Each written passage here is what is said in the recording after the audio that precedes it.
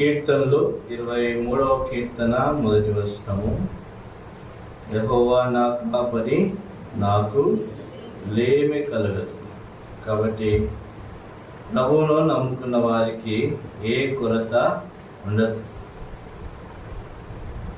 చూడండి, మరి ప్రభు ఇశ్రాయేలును మరి ఐగుప్తుల నుంచి విడిపించి వారిని మరి అరణ్య మార్గం గుండా నడిపించినాడు. వారిని ఎలా పోషించినాడు చదవండి. నిర్గమకాండము 16వ అధ్యాయము, నిర్గమకాండము 16వ అధ్యాయము 4వ వచనం.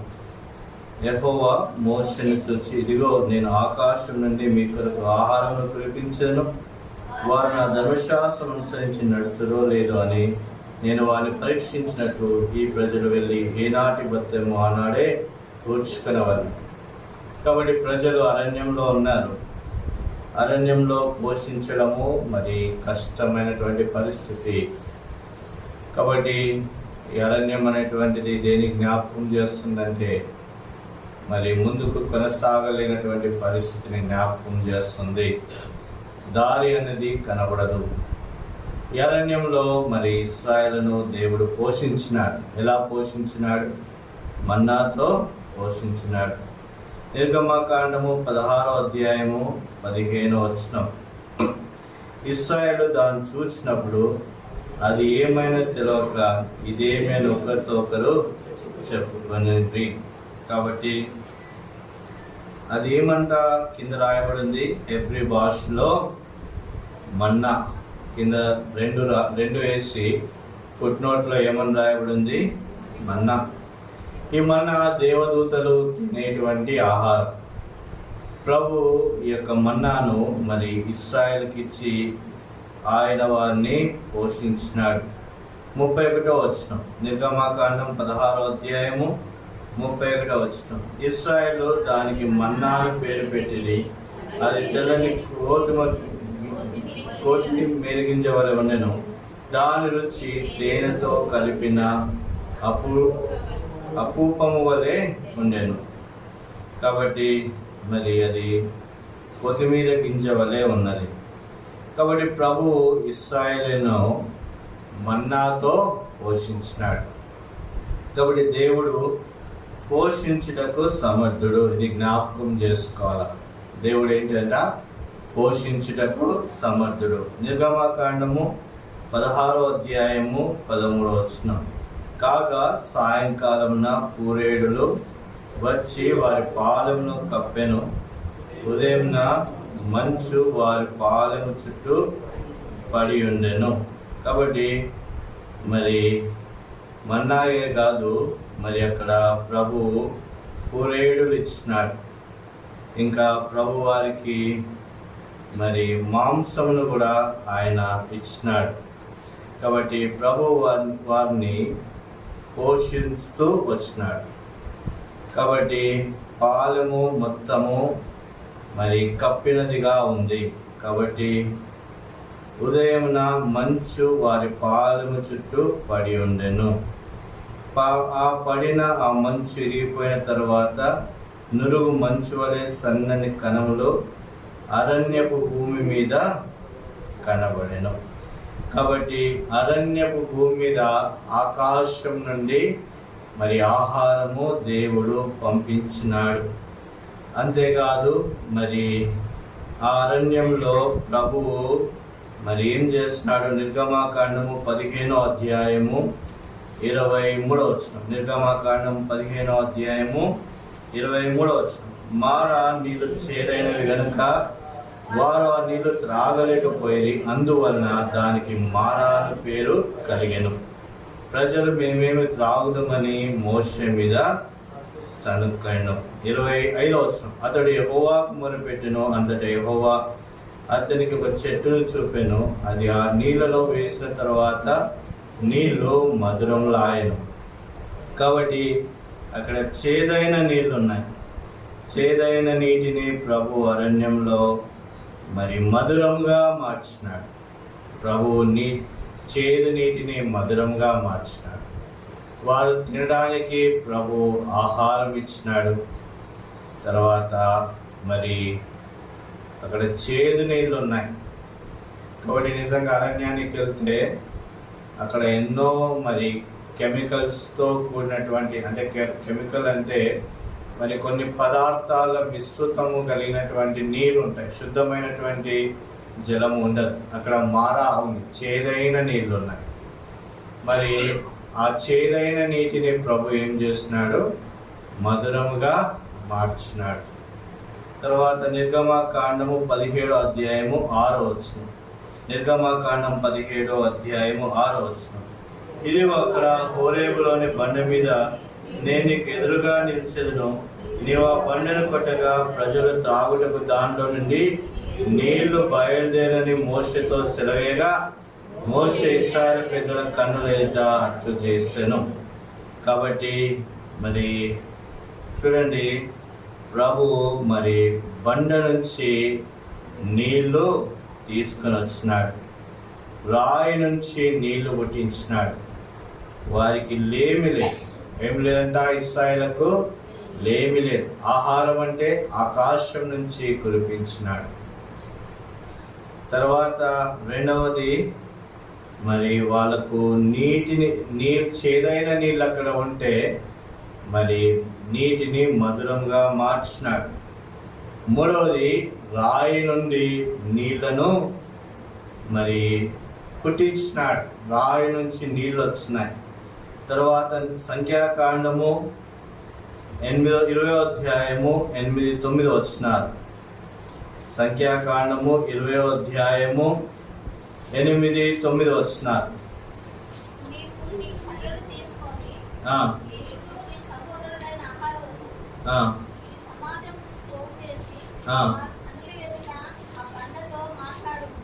ఆ బండతో మాట్లాడము,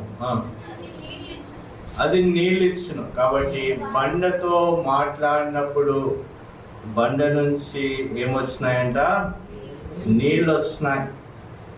వాళ్ళ స్థితి ఎట్లా ఉంది? ద్వితీయోపదేశ కాండము 8వ అధ్యాయము 4వ వచనం. ద్వితీయోపదేశ కాండము 8వ అధ్యాయము 4వ వచనం. 40 సంవత్సరములు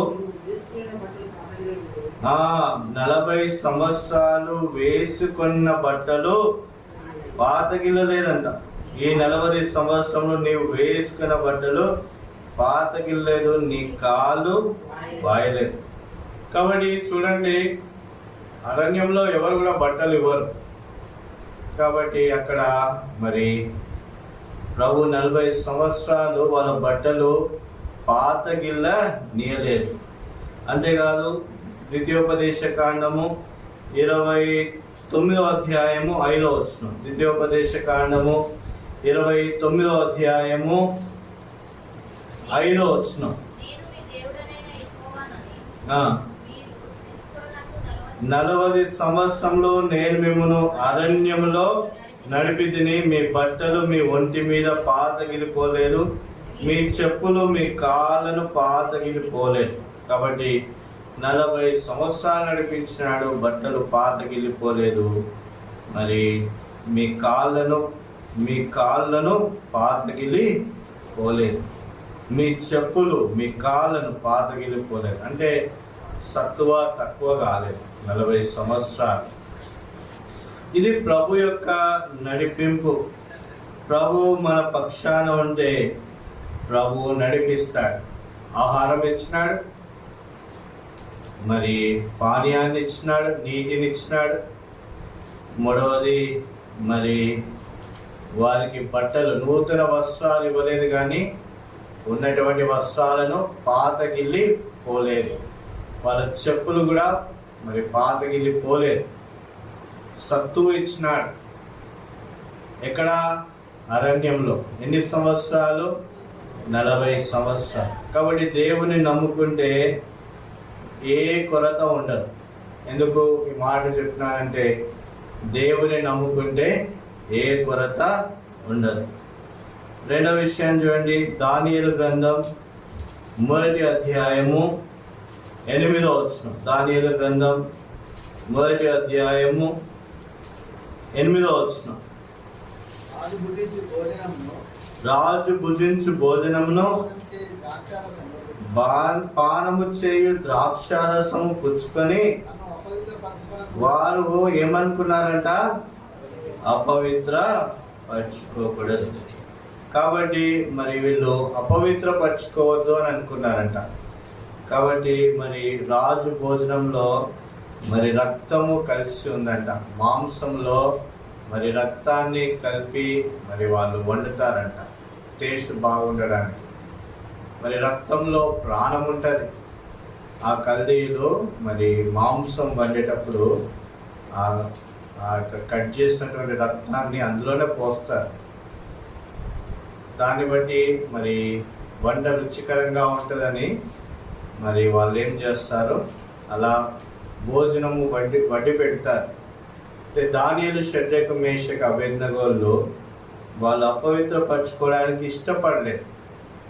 కాబట్టి రక్తముతో కలిపినటువంటి ఆహారం మేము తినము అని చెప్పినప్పుడు మరి వాళ్ళు ఏం భుజించినారు? మరి ఆకుకూరలు, శాకాధాన్యాలు భుజించినారు.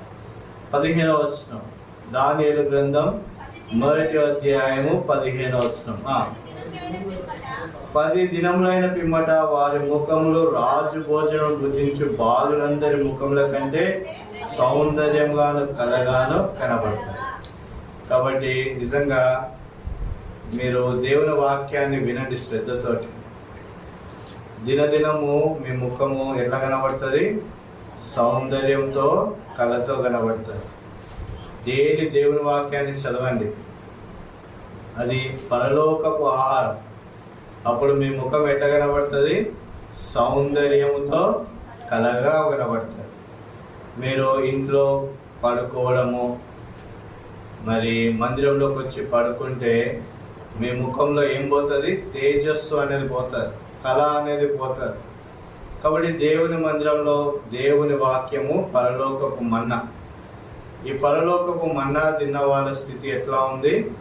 40 సంవత్సరాలు మరి ఆహారానికి కొరతలే. తర్వాత మరి వాళ్ళ బట్టలు పాతగిల్లిపోలేవు. కాబట్టి మనము మరి మన బట్టలు పాతగిల్లిపోదు. తర్వాత ఎప్పుడు మన్నా వచ్చింది, ఇంట్లో ధాన్యము తక్కువగా. పరలోకపు మన్నా తింటే అంటే ఆహారం ఏంటి? పరలోకపు మన్నా ఈ వాక్యం. ఎవరైతే వాక్యాన్ని భుజిస్తారో వారి ఇంట్లో మరి సమృద్ధి ఉంటుంది, ఆహార కొరత ఉండదు. తర్వాత వాళ్ళ పిల్లలకు బట్టల కొరత రాదు. తర్వాత వాళ్ళ ఇంట్లో వస్తువుల కొరత రాదు. తర్వాత రెండవది, ఎవరైతే దేవుడిచ్చు భోజనము భుజిస్తారో మరి దానియేలు, షడ్రకు, మేషకు, అబేద్నెగోల లెక్క వాళ్ళ కుటుంబం ఎలా ఉంటుంది? కలగా ఉంటుంది. కాబట్టి ఇవి మీరు విన్న విషయాలే. అయితే ప్రభు మళ్ళా నాకు గుర్తు చేస్తున్నాడు. ప్రభు మరి తన యొక్క భోజనం యొక్క ప్రాముఖ్యతను, ప్రభు యొక్క సమృద్ధిని ప్రభు ఒక వారం నుంచి నాతో మాట్లాడుతూ వస్తున్నాడు. కాబట్టి ప్రభు ఇచ్చేటువంటి భోజనము తింటే, ఆహారము తింటే, దేవుని వాక్యాన్ని గైకొంటే మనం ఎలా ఉంటామంట? తేజస్సు కలిగి ఉంటాం, కలగా ఉంటాం. మన కుటుంబంలో పిల్లలు కూడా కలగా ఉంటారు. దైవ సంతోషంలో కుటుంబం ఉంటుంది. కాబట్టి ఎలా మన కుటుంబం ఉంటుంది? చదవండి 11వ వచనం. మన కుటుంబం ఎట్లా ఉంటుంది? ఒకవేళ దేవుని వాక్యాన్ని పూజిస్తే మన కుటుంబం ఎట్లా ఉంటుంది? 19వ వచనం. రాజు వారితో మాట్లాడగా వారందరిలో దానియేలు, హనన్యా, మిషాయేలు, అజర్యా వంటి వారెవరినూ కనబడలేదు కనుక వారే రాజు సముఖమున నిలిచినారు. కాబట్టి దేవుని సమృద్ధి అంటే మీ పిల్లలు ఎక్కడ నిలబడతారు? రాజు సముఖంలో నిలబడతారు. కాబట్టి రాజు సముఖంలో చూజన్ రాజు మరి ఇశ్రాయేలీయులందరినీ తీసుకొని వచ్చినారు. మరి వారిలో ప్రత్యేకించబడినటువంటి వారు ఎవరైనారంట? దానియేలు, షడ్రకు, మేషకు, అబేద్నెగో. మరి అలానే మీరు కూడా దేవుని సన్నిధానంలో భయం కలిగి మరి యథార్థంగా మరి దేవుడిచ్చి భోజనాన్ని భుజించినప్పుడు, మరి దేవుని వాక్యాన్ని గైకొన్నప్పుడు మొదటిగా మీ ముఖములు వాడిపోవు, కలగా ఉంటాయి. రెండవది, మీ పిల్లలు కలగా ఉంటారు. మూడవది, మరి ఆ కుటుంబము రాజు సముఖమందు ఏమవుతుందంట, నిలబడుతుంది, నిలిచి ఉంటుంది. కాబట్టి దేవుడు మిమ్మల్ని తలగా ఉంచుతాడు, దేవుడు మిమ్మల్ని హెచ్చిస్తాడు. ఇది రెండవది. మొదటిగా, దేవునిలో కొరత లేదు. అరణ్యము వంటి ప్రదేశంలో ఆహారం ఇస్తాడు. అరణ్యంలో ఏం దొరకదు. ఎప్పుడైనా ఏటునాగరం ఫారెస్ట్కి వెళ్తారా? లోపలికి కూడా పోలేము. పోయి అక్కడ నివసించడం చాలా కష్టం. తాడ్వా, ఏటునాగరం ఆ ప్రాంతంలో నివసించడము చాలా కష్టం. ఎక్కడి నుంచి సర్పాలు వస్తాయో తెలియదు, ఎక్కడి నుంచి పుళ్ళు వస్తాయో తెలియదు, అంటే అక్కడ వెళ్ళేవు, కానీ ఎక్కడి నుంచి క్రూరమైనటువంటి జంతువులు వస్తాయో తెలియదు. కానీ అరణ్యంలో క్రూరమైనటువంటి జంతువులు ఉంటాయి, బ్రతకడమే కష్టం. అక్కడ ప్రభువు ఆహారాన్ని ఇచ్చినాడు, అక్కడ ప్రభు వారికి దారిని ఏర్పాటు చేస్తున్నాడు, అక్కడ వారికి స్వచ్ఛమైనటువంటి నీళ్ళు ఇచ్చినాడు, అక్కడ వారి యొక్క వస్త్రాలు పాతగిలిపోలేదు, వాళ్ళ చెప్పులు మరి పాడు కాలేదు. అలాంటి పరిస్థితి. అంతేకాదు, ప్రభు వారిని పోషించడమే కాదు, ప్రభు వారిని నడిపించినాడు. ప్రభు వాళ్ళ సత్తువను తక్కువ చేయలేదు. రెండో విషయాన్ని చూస్తే, దానియేలు, షడ్రకు, మేషకు, అబేద్నెగోలు ప్రత్యేకించుకున్నారు. ఎవరైతే ప్రత్యేకించుకున్నారో వాళ్ళ జీవితంలో వాళ్ళు ఏం ఎరిగినారంట, రాజు సముఖంలో వాళ్ళు నిలబడగలిగినారు. వారి ముఖం కలగా ఉంది. కాబట్టి రాజు సముఖంలో నీ కుటుంబం నిలబడుతుంది. కాబట్టి ఎవరికైనా కుటుంబం ఆశీర్వదింపబడాలని ఆశ కలిగి ఉంటారు. అయితే దేవుని వాక్యాన్ని భుజించిన వారు మరి కలగా ఉంటారు, ఆశీర్వదింపబడతారు. వారి కుటుంబము రాజుల ఎదుట నిలబడుతుంది. మూడవ విషయాన్ని చూడండి. మరి ఇక్కడ మొదటి రాజుల గ్రంథం 17వ అధ్యాయము 4వ వచనం. మొదటి రాజులు 17:4 వచనం. మొదటి రాజులు 17వ అధ్యాయము 4వ వచనం. ఆ వాగు నీరు నీవు త్రాగుదు, అచ్చటికి నీకు ఆహారము తెచ్చినట్లు నేను కాకోలములకు ఆజ్ఞాపించుతానని అతనికి తెలియజేయగా. కాబట్టి కాకోలముతో మరి ఆహారము ఏలియాకు పంపినాడు. కాకోలంలో ఎంత మాంసాన్ని తీసుకొని పోగలుగుతాయి? మరి నోటితో ఖర్చుకొని బహుశా 1-2 మాంసం ముద్దలు తీసుకొని పోగలుగుతాయి. మరి ఒక మాంసం ముద్ద ఏలియాకి ఏం సరిపోతుంది? కానీ ప్రభు ఏం చేస్తున్నాడు, మరి కెరీతు వాగు దగ్గర నివాసం చేసినప్పుడు ఏలియాకు మరి 6వ వచనంలో అక్కడ కాకోలంలో ఉదయమందు రొట్టెను మాంసమును, అస్తమయమందు రొట్టెను మాంసమును అతని యొద్దకు తీసుకుని వచ్చుచుండెను. అతడు వాగు నీరు త్రాగుచూ వచ్చెను. కాబట్టి వాగు నీరును పరిశుద్ధపరిచినాడు దేవుడు. కాకులంతో రొట్టె, ప్రతి మార్నింగ్ ఒక రొట్టె వస్తుందంట, మాంసం వస్తుందంట. బహుశా 2 కాకులములు కావచ్చు. ఒక కాకులం ఒక రొట్టె తీసుకొని వస్తుంది, ఒక మాంసం తీసుకొని వస్తుంది. సాయంకాలము ఒక రొట్టె, ఒక మాంసం. సరిపోతుందా? సరిపోతుంది. ప్రభు ఆశీర్వదిస్తాడు. అదే ప్రభు ఇచ్చేటువంటి ఆహారం. మనుష్యుడు రొట్టె వలన జీవించడు కానీ ప్రభువు నోటి మాట నుంచి వచ్చేటువంటి ప్రతి మాట వలన జీవించడు. కాబట్టి ప్రభువు ఆ చిన్న దాంట్లో, ఆ చిన్న రొట్టెలో, చిన్న మాంసం ముద్దలో సమృద్ధి అయినటువంటి పోషకాహారాన్ని ప్రభు దయచేస్తాడు. కాబట్టి విశ్వాసంతో నీవు దేవుని వాక్యాన్ని తీసుకున్నప్పుడు సమృద్ధితో ఉంటారు. కొంతమంది దేవుని వాక్యాన్ని చదువుతారు అంటే బాధతో, వేదంతో చదువుతుంటారు, ఇష్టం లేకుండా చదువుతుంటారు, భయంతో చదువుతారు. ఎవరైతే ఇష్టంతో దేవుని వాక్యాన్ని చదువుతారో, ఇష్టంతో దేవుని వాక్యాన్ని తీసుకుంటారో వారికి ఎలా ఉంటారంట? సమృద్ధిగా ఉంటారు. కాబట్టి ప్రభు మరి పోషిస్తూ వచ్చినాడు. తర్వాత 14 వచనం, 17వ అధ్యాయము 14 వచనం, భూమి మీద యెహోవా వర్షం కురిపించే వరకు ఆ తొట్టిలో ఉన్న పిండి తక్కువ కాలేదు, బుడ్డిలో ఉన్న నూనె అయిపోదని ఇశ్రాయేలు దేవుడైన యెహోవా సెలవిచ్చినాడు అని. అంతటా ఆమె వెళ్ళి ఏలియా చెప్పిన మాట చొప్పున చేయగా అతడును ఆమె ఇంటి వాళ్ళు అనేక దినములు భోజనం చేయొచ్చు వచ్చిరి. కాబట్టి సారెపతు విధవరాల ఇంట్లో మరి ఏలియా గారికి పోషణ ప్రభు ఏర్పాటు చేసినాడు. మరి ఈ యొక్క అప్పం చేసుకొని చనిపోదాం అనుకుని, కానీ తన ఇంట్లో సమృద్ధి అయినటువంటి ఆహారాన్ని మరి ఏలియా గారికి ప్రభు నిర్మించినాడు. కాబట్టి ప్రభు ఇచ్చేటువంటి ఆహారము, కాబట్టి ప్రభు సిద్ధపరిచినటువంటి ఆహారము అది ఆత్మీయమైనటువంటిది, అది ఆరోగ్యదాయకము అయినటువంటిది. కాబట్టి నిజంగా మరి ప్రభు ఏదైతే మనకు ఇస్తాడో మరి దాంట్లోనే మనం ఏం చేయాలా? సమృద్ధితో ఉండాలా.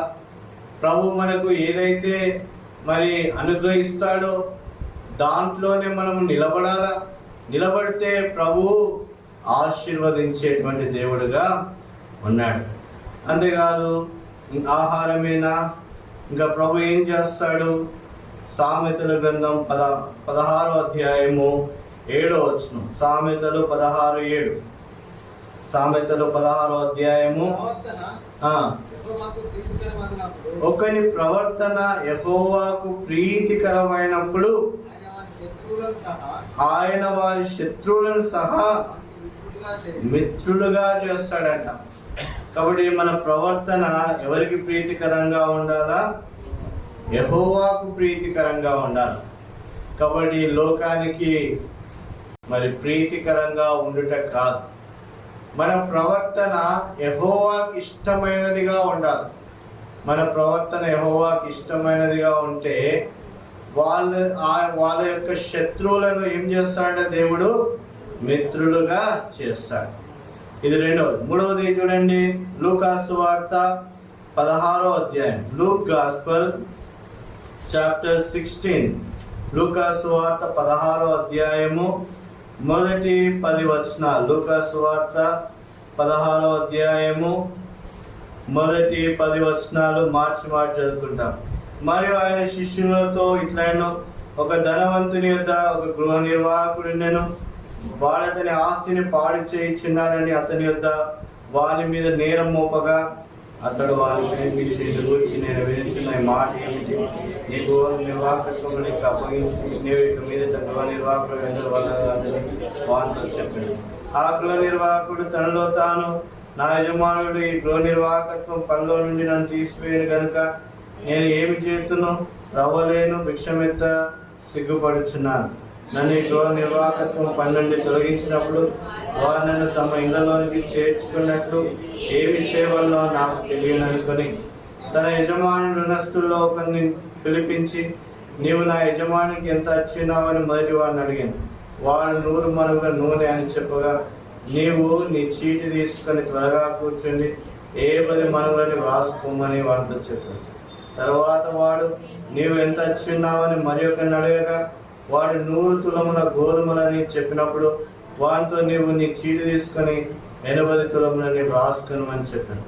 అన్యాయస్తుడైన ఆ గృహ నిర్వాహకుడు యుక్తిగా నడుచుకున్నానని వాని యజమానుడు వాని మెచ్చుకొను. వెలుగు సంబంధుల కంటే ఈ లోక సంబంధులు తమ తరమును బట్టి చూడగా యుక్తి పరులై ఉన్నారు. అన్యాయపు సిరి వలన మీకు స్నేహితులను సంపాదించుకోండి. ఎందుకనగా ఆ సిరి మిమ్మల్ని వదిలిపోయినప్పుడు వారు నిత్యమైన నివాసంలో మిమ్మల్ని చేర్చుకుందరని మీతో చెప్పుచున్నాను. మిక్కిలి కొంచెంలో నమ్మకంగా ఉండేవాడు ఎక్కువలోనూ నమ్మకంగా ఉండును. మిక్కిలి కొంచెంలో అన్యాయంగా ఉండేవాడు ఎక్కువలోనూ అన్యాయంగా ఉండును. కాబట్టి ఇక్కడ గృహ నిర్వాహకుడు ఉన్నాడు. మరి మనం కూడా గృహ నిర్వాహకులంగా ఉంటాం. మరి ఈ లోక ధనము ప్రభు మనకిస్తాడు. కాబట్టి మనం ఎక్కడ వర్క్ చేసినా కానీ మరి యథార్థంగా ఉండాలి. మనకు అబ్బాయి చెప్పినటువంటి బాధ్యతల్లో యథార్థంగా ఉండాలి. కాబట్టి కొన్నిసార్లు మరి మరి డ్యూటీకి వెళ్ళరు, శాలరీ తీసుకుంటారు, పని చేయరు, శాలరీ తీసుకుంటారు. అది సరి అయింది కాదు. మనం యథార్థంగా ఉండాలి. మనం ఏ పని చేస్తే మనకు అప్పగింపబడినటువంటి పనిలో మనము యథార్థంగా పని చేయాలి. కానీ ఇక్కడ మరి యథార్థంగా పని చేయలేదని యజమానునికి తెలిసినప్పుడు మరి నా ఉద్యోగం పోతే నేను భిక్షం ఎత్తుకోలేదు, అడుక్కొనలేను. మరి ఏం చేయాలంటే ఆయన తప్పుడు లెక్కలు రాసినాడు. మరి 100 ఎవరి దగ్గరైనా 100 దేనారములు అప్పుంటే 80 రాపించినాడు, 100 దేనారములు ఉంటే 50 రాపించినాడు. మరి అవన్నీ కూడా వసూలు చేసి మరి యజమానికి ఇచ్చినాడు. ఇప్పుడు యజమాని దగ్గర మంచి పేరు పొందుకున్నాడు, ప్రజల దగ్గర కూడా మంచి పేరు పొందుకున్నాడు. అంటే ఆయన మరి అన్యాయస్తుడు. ఎవరంటే ఆయన అన్యాయస్తుడు. అయితే ఏం జరిగిందంట? 9వ వచనం, అన్యాయపు సిరి వలన మీకు స్నేహితులను సంపాదించుకొనుడి. కాబట్టి అన్యాయపు సిరి వల్ల మీకు స్నేహితులను సంపాదించుకొనుడి అంటే ఇక్కడ ప్రభు అన్యాయాన్ని ఒప్పుకోవట్లేదు. ప్రభు ఏం ఒప్పుకోవట్లేదు? ఆ గృహ నిర్వాహకుని యొక్క అన్యాయాన్ని ప్రభు ఒప్పుకోవట్లేదు. ఆ యొక్క గృహ నిర్వాహకు యొక్క తెలివితేటలను ప్రభు ఏం చేస్తున్నాడు? మరి ఒప్పుకుంటున్నాడు. అంటే చూడండి, ఎందుకనగా ఆ సిరి మిమ్మల్ని వదిలిపోయినప్పుడు వారు నిత్యమైన నివాసంలో మిమ్మల్ని చేర్చుకుందరని మీతో చెప్పుచున్నాను. కాబట్టి మీకున్నటువంటి మరి లోకపు యొక్క ధనం, పరలోక ధనం కాదు, లోకంలో ఉన్నటువంటి ధనం, ఈ ధనాన్ని మరి దేని కొరకు వాడమని చెప్తున్నాడు? మరి దేవుని పని కొరకు వాడండి, తెలివిగా దేవుని పని కొరకు వాడండి అని చెప్తున్నాడు. అంటే ఈ యొక్క దేవుడు ఇచ్చినటువంటి ధనము మీ అవసరాల కొరకే కాదు. మీ అవసరాల కొరకు మీరు వాడుకుంటే మీ ఇంటి వరకే ఉంటుంది. అది దేవుని పని కొరకు వాడండి అని చెప్తున్నాడు. ఎలా దేవుని పని కొరకు వాడండి? సువార్తలకు మరి సువార్తల విషయంలో కానీ, మరి స్పెషల్ కూడికలకు మరి ప్రోత్సాహకరంగా ఉండుట కానీ, ఇలా చేసినప్పుడు మీరు కొంతమందిని సంపాదించుకుంటారు. అంటే మీకు వచ్చినటువంటి సిరి వలన మరి కొన్ని ప్రత్యేకమైనటువంటి కూడికలను మీరు పెడితే అక్కడ కొంతమంది రక్షింపబడతారు. అక్కడ ఏమవుతారు? కొంతమంది రక్షింపబడతారు. రక్షింపబడిన తర్వాత వాళ్ళు నిత్యత్వంలోకి వెళ్తారు. వాళ్ళు ఎక్కడికి వెళ్తారు? నిత్యత్వంలోకి వెళ్తారు. ఇప్పుడు చదవండి 9వ వచనం, ఆ సిరి మిమ్మల్ని వదిలిపోయినప్పుడు వారు నిత్యమైన నివాసంలో మిమ్మల్ని చేర్చుకుందని మీతో చెప్పుకొంచున్నాను. వారు నిత్యమైన నివాసంలో మిమ్మల్ని ఏం చేస్తారు? చేర్చుకుంటారు. మీకన్నా ముందే వాళ్ళు వెళ్తే, మనం కూడా నిత్యత్వంలోకి వెళ్తే వాళ్ళు నిత్యమైన నివాసంలో మాతో కూడా రండి అని చెప్తారు, మాతో కూడా ఉండండి అని చెప్తారు. ఎందుకు వాళ్ళు నిత్యమైన నివాసంలోకి వెళ్ళినారు? మీరు మరి మీ తెలివితేటలను బట్టి మీ ధనాన్ని మరి ప్రభు పని కొరకు వెచ్చించినారు. కాబట్టి వారి ఆత్మలు నశించుకోకుండా ఏమైపోయినాయి? రక్షింపబడినాయి. రక్షింపబడినటువంటి ఆత్మ నిత్య జీవానికి వెళ్ళింది. వాళ్ళ నిత్య జీవంలో మిమ్మల్ని కూడా ఏం చేసుకుంటారు? చేర్చుకుంటారు. కాబట్టి ఈ లోకధనం బట్టి మనం ఏం చేయాలా? కొన్ని ఆత్మలను మనం ఏం చేసుకోవాలా? సంపాదించాలి. తర్వాత మరి ప్రభు మరి ఏమంటాడు? కొంచెంలో నమ్మకముగా ఉండేవాడు ఎక్కువలోనూ నమ్మకంగా ఉండు. మిక్కిలి కొంచెంలో అన్యాయంగా ఉండేవాడు ఎక్కువలోనూ అన్యాయంగా ఉండును. కాబట్టి మరి ఆ యొక్క గృహ నిర్వాహకుడు, అంటే ఎవరైతే ఆ గృహంలో పనిచేస్తున్నాడో ఎంప్లాయీ, ఆ ఎంప్లాయీ గురించి చెప్తున్నాడు. మరి ఆయన నమ్మకంగా లేడు, కానీ ఆయన తెలివిని యాక్సెప్ట్ చేస్తున్నాడు. అలానే మన యొక్క అన్యాయంను దేవుడు యాక్సెప్ట్ చేయడు, కానీ మరి మనము దేవుని కొరకు ప్రయాసపడితే, ఆ దేవుని కొరకు మన తెలివిని ఉపయోగిస్తే, దేవుని కొరకు మనం కొన్ని ఆత్మలను సంపాదిస్తే నిత్యత్వంలో కొరత ఉండదు. నిత్యత్వంలో కొరత ఉండదు. పరలోకానికి నువ్వు ఒక్కని వెళ్తే మరి నీతో మాట్లాడే వాళ్ళు ఎవరు? నీతో ముచ్చటించే వాళ్ళు ఎవరు? కాబట్టి పరలోకంలో నీకంటూ మరి కొంతమందిని సంపాదించుకోవాలా. ఈ భూలోకంలోనే సంపాదించుకోవాలా. సంపాదించుకున్నప్పుడు నిత్యత్వంలో వారితో కూడా యుగాయుగంలో ఉంటారు.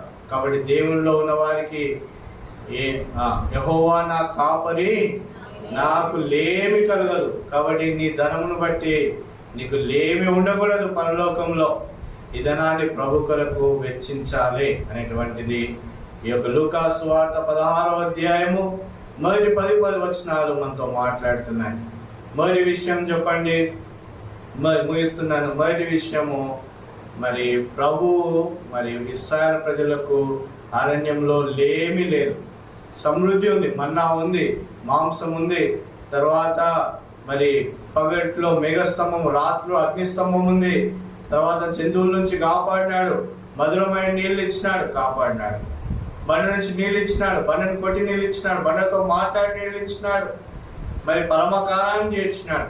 రెండో విషయము, దానియేలు, షడ్రక్, మేషక్, అబేద్నెగో జీవితాల్లో మరి ఆహారాన్ని, శాఖా ధాన్యాలను ఆశీర్వదించినాడు, రాజుల సముఖంలో నిలబెట్టినాడు. మన కుటుంబాన్ని కూడా రాజులైతే నిలబెడతాడు. మూడో విషయము చూస్తే, ఏలియా దినాల్లో మరి ఆ యొక్క కెరేతు వాగు పక్కన ఏలియాను పోషించినాడు, కాకోలంతో పోషించినాడు. ఆ యొక్క విధవరాలి ఇంట్లో కూడా, మరి సారెపోత విధవరాలి గృహంలో కూడా ఏలియా గారిని ప్రభు పోషించినాడు. మరి కడు పేదరికంలో ఉన్నటువంటి కుటుంబంలో కూడా ఏలియా గారిని పోషించినాడు. నాలుగో విషయాన్ని చూసినట్లయితే, మరి మనము దేవునికి ప్రీతికరంగా ఉంటే ఏమవుతామంట? శత్రువులు ఏమవుతారంట? మిత్రులు అవుతారు. ఐదో విషయము, మరి అన్యాయంగా ఉన్న దాన్ని ప్రభు ఒప్పుకోడు, కానీ మన తెలివితేటలను ప్రభు కొరకు వాడేటువంటి తెలివితేటలను ప్రభు ఒప్పుకుంటాడు. మన కొరకు నిత్యత్వంలో కొంతమంది సంపాదించుకోవాలని ప్రభు చెప్తున్నాడు. నిత్యత్వంలో కూడా నీకు కొరత ఉండదు. నిత్యత్వంలో నువ్వు ఒక్కడివే ప్రవేశించకూడదు. నీకు అంటూ అక్కడ సమూహం ఉండాలి. నీ కుటుంబాన్ని మార్చుకోవాలా, నీ ప్రజలను మార్చుకోవాలా, నీ సంఘాన్ని మార్చుకోవాలా. కాబట్టి ప్రతి మీ సంఘంలో ఒక స్పెషల్ మీటింగ్ ఏర్పాటు చేయాలి. ఒకనాడు వరంగల్లో VBS జరుగుతుంది. మరి సేవకురాలు వస్తున్నారు, మరి హైదరాబాద్ నుంచి వస్తున్నారు, మీటింగ్ ఏర్పాటు చేస్తున్నారు. శనివారం చేతిలో డబ్బులు లేవు, ఎంకరేజ్మెంట్ ఉండాలని మరి ఆ దినాల మరి ఒక 100 మంది వచ్చినారు. 100 మందికి మరి మరి డబ్బు లేదు. మరి ప్రభు చెప్తున్నాడు, ఈ VBS ప్రోత్సాహకరంగా ఉండాల. అప్పుడు మరి చెప్పుకున్నాను, మరి ఈ యొక్క మీటింగ్కి ఫస్ట్ ఇంట్రడక్షన్ మీటింగ్కి మరి భోజనాలు మరి నేను ప్రిపేర్ చేస్తానని చెప్పినాను. కష్టమే, ప్రభు సాయం చేస్తున్నాడు. మరి ఆ మీటింగ్లో ప్రోత్సాహకరంగా 100 మందితో మరి ఆ మీటింగ్ స్టార్ట్ అయింది. ఆ VBS అంతా కూడా మరి చర్చ్ మనీ యూజ్ చేయకుండా సో మెనీ స్పాన్సర్స్, అక్కడ ఉన్న ఎంప్లాయీస్ అందరూ, ఆ ప్రాంతానికి వచ్చిన ఎంప్లాయీస్ అందరూ వాళ్ళ స్పాన్సర్స్ తోటే ఆ VBS అనేది జరిగింది. కాబట్టి అలా మనము ప్రభు పని కొరకు అర్పించుకుంటే కొన్ని ఆత్మలు రక్షింపబడతాయి. ఆత్మలు నిత్యత్వంలోనే ఆ దినాన పలానా దినాన VBSలోనే రక్షణ పొందినాను అని ప్రైజ్ లార్డ్ చెప్తారు. పరలోకంలో నీకు ప్రైజ్ లార్డ్ చెప్తారు. ఎందుకు రక్షింపబడినాను? మీ ప్రేమ, మీ ప్రయాసం. కాబట్టి మన ప్రేమ ప్రయాసంలో కొరత ఉండదు. కొన్ని ఆత్మలు సంపాదించబడతాయి, అవి నిత్యత్వంలో మనము చూస్తాం.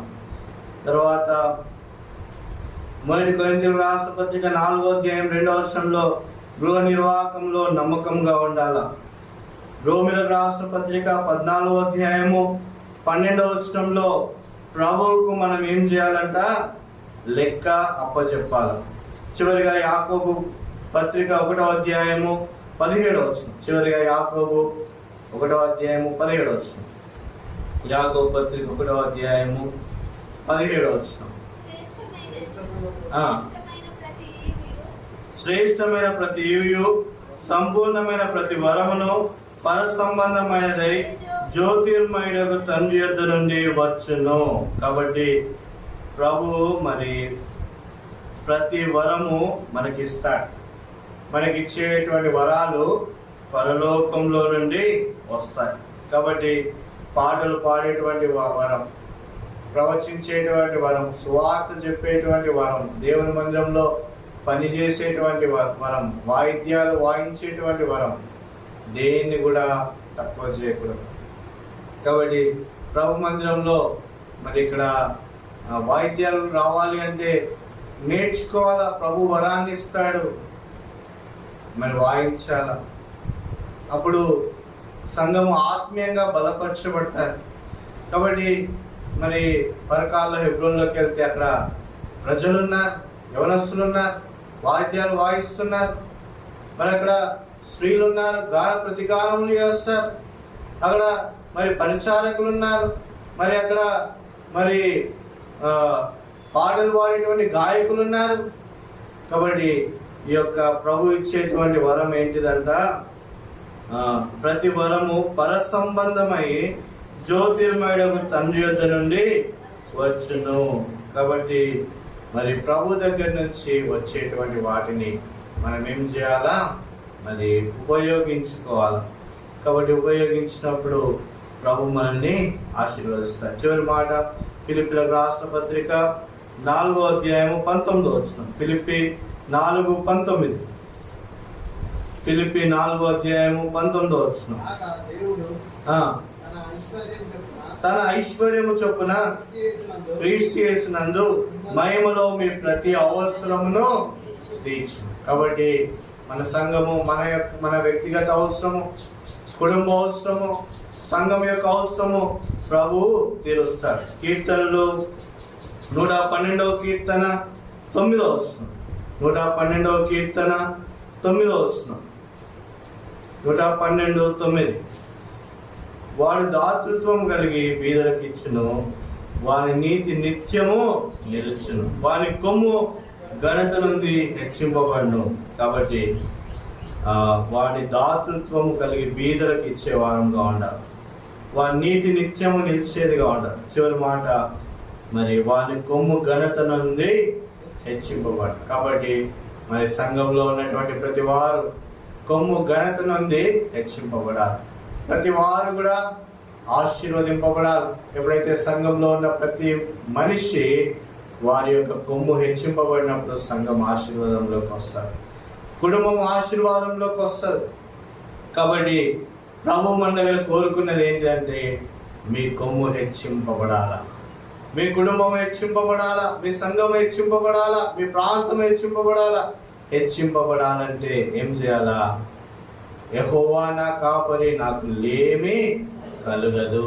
అరణ్యంలో ఉన్న దేవుని మీద ఆధారపడాలా, దేవుడిచ్చే ఆహారాన్ని భుజించాలి.